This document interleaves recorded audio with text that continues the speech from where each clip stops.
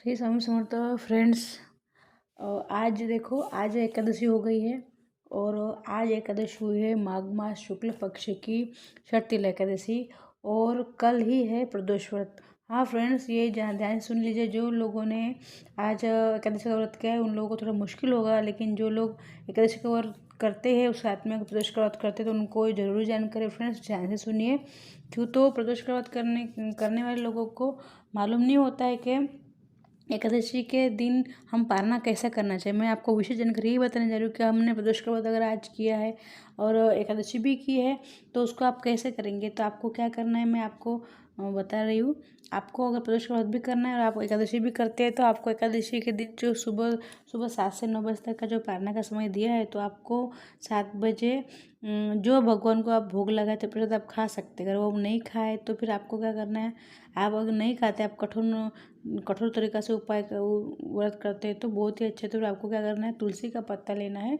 तुलसी के पत्ता लेके पानी के साथ ग्रहण करना है, तो इससे आपका व्रत खंडित भी नहीं होगा और आपका पारना भी हो जाएगा। यही उपाय है, यही हम लोग करते हैं, हम सब ऐसे ही करते हैं और पंडित जी ने यही बताया है। तो फ्रेंड्स स्वागत है आप सबका श्री स्वामी समर्थ यूट्यूब चैनल पे। और फ्रेंड्स हंसते रहिए हमेशा और खुश रहिए, टेंशन को भूल जाइए। मैं आज आपके लिए प्रदोष व्रत कब है और उसको कैसे करना है और क्या है 5 दिए का उपाय सब कुछ बताने वाली हूँ। और तिल कितने लेना है सब कुछ आपको विस्तार से बताऊँगी।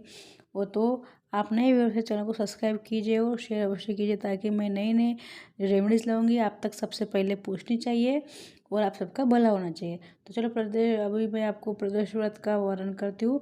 तो फ्रेंड्स 7 तारीख को बुधवार को है बुध प्रदोष। तो हम सबकी मनोकामना पूर्ण करने के लिए, सभी इच्छाएं पूर्ति करने के लिए हम प्रदोष का व्रत करते हैं। ठीक है, तो प्रदोष का व्रत करने के जो नियम होते हैं, नियम तो जे सभी व्रत होते हैं, बाकी सब के व्रत जैसे इनके भी ऐसे नियम होते हैं जो बाकी व्रत में हम करते हैं। एकादशी में सभी सेम नियम इसमें लागू होते हैं, लेकिन इसमें संध्या का जो पूजा होती है ज़्यादा विशेष फायदेशीर होती है। फायदेशीर मतलब ज़्यादा ही प्रभावशाली होती है, फायदा देने वाली होती है। तो संध्याकालीन जो पूजा होती है उसमें हमको संध्याकालीन जो क्यों इसका फ़ायदा इतना क्यों है, तो संध्याकालीन के समय में माता पार्वती और शिव जी भ्रमण करते हैं इस दिन, प्रदोष के दिन। ठीक है, तो आपको शिव पार्वती जी को प्रसन्न करने के लिए, उनका आशीर्वाद मिलने के लिए आपको ये अवश्य है मंदिर में जाना चाहिए। अगर आपको जाने की स्थिति नहीं है तो आप घर में शिवलिंग उनको पूजा कर सकते हैं।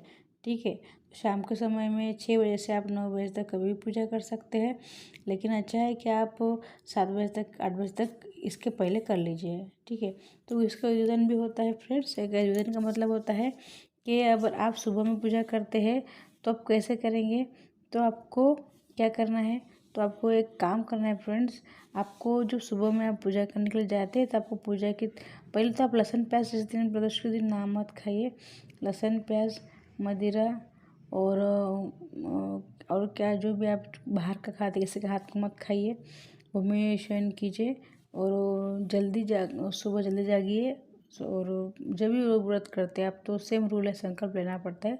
बिना संकल्प के व्रत का पुण्य हमको नहीं मिलता है। इसलिए महिला के लिए बहुत लाभकारी व्रत है फ्रेंड्स। पीला वस्त्र धारण कीजिए, महिलाएं करती है तो, पुरुष करते तो सफेद वस्त्र धारण कीजिए। काले नीले कलर के वस्त्र ना पहने, झगड़ा ना करे, किसी की चुगली ना करे, बाहर का ना खाए, किसी के हाथ का अन्न ना खाए।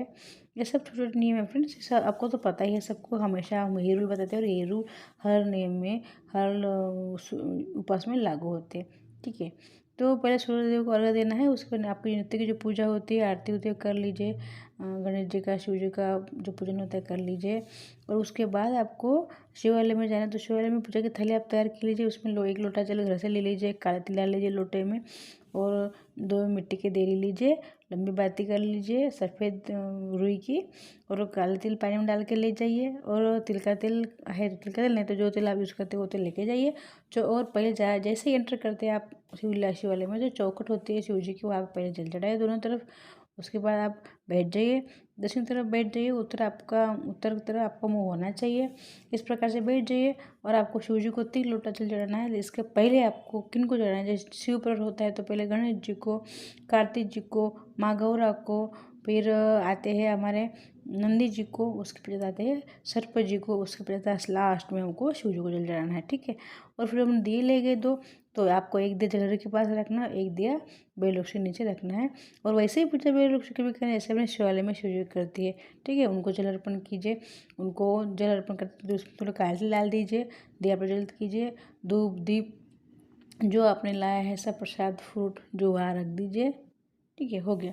फिर आपको मेन पूजा शाम को कैसे करनी है, तो आपको 11 तिल ले जाने हैं, 11 जौ ले जाना है, और 11 काले तिल ले जाने हैं, 11 चावल और 11 बेल के पत्ते और मूली और जनेऊ। उसमें जनेऊ 2 ले लीजिए फ्रेंड्स, और दुर्वा पंचामृत और 5 मिट्टी के दिए ले जाने हैं शाम को आपको।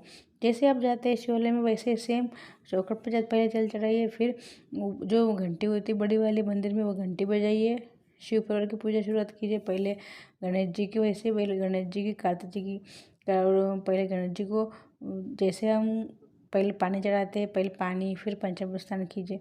कार्तिक जी को वैसे कीजिए, माँ गौरा को भी वैसे कीजिए, और माँ गौरा को कुमकुम चढ़ाइए। नंदी जी का जिनका पैर आगे होता है नंदी जी का, उनके पैर उनकी पूजा कीजिए, उनको जल चढ़ाइए। ऐसे सेम पूजा उनकी भी कीजिए, पंचामृत स्नान कीजिए। फिर जो जनेऊ होता है, जनेऊ किनको आपको जनेऊ किनको चढ़ाना है, जनेऊ चढ़ाना है गणेश जी को एक और एक महादेव जी को, लास्ट में महादेव जी को करना है, ठीक है।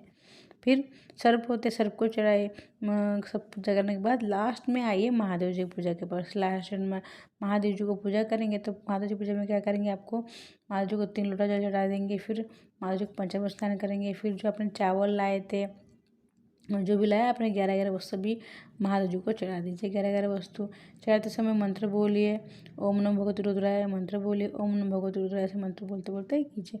फिर आपको जो आपने दिए लाए थे, दिए क्या करेंगे, दिए लाए थे जनेऊ चढ़ा दीजिए, ठीक है।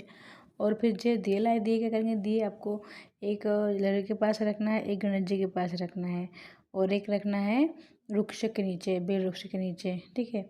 और वैसे ही आए, फिर घर वापस आने के बाद जो 2 दिए वापस आप लाते हैं ना, वो दिया एक दिया आपको रखना है अपने घर की चौखट में, नीचे तिल काले तिल डाल दीजिए और उसके ऊपर दिया रख दीजिए अपने घर के चौखट पे। दूसरा दिया रखना है आपको तुलसी जी के पास, ठीक है।